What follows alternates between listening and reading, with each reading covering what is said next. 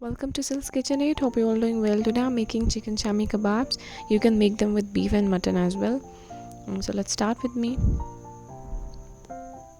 I add 1 kg channa dal soaked and some onion, garlic, ginger and some basic spices. I'll post in the description box.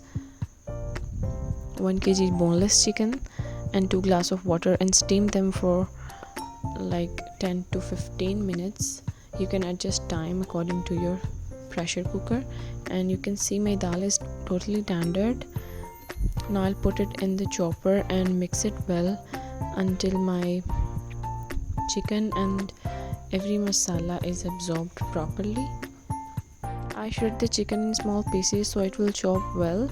Now it's time to mix all the ingredients in the mixer, and you can chop with all the other stuff.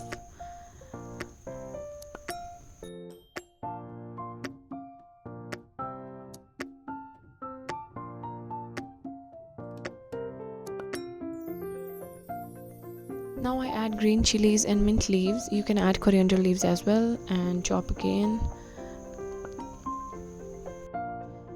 I add some oil so it will not stick in the pot, and I add 3 eggs and mix it again until the mixture is very smoothie and slimy.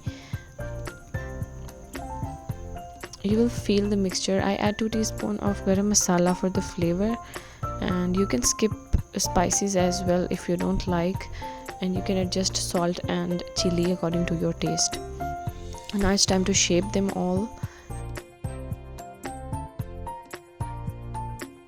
Now it's time to fry the shami kebabs with oil in the pan, and I beat 1 egg and coat my kebab in it.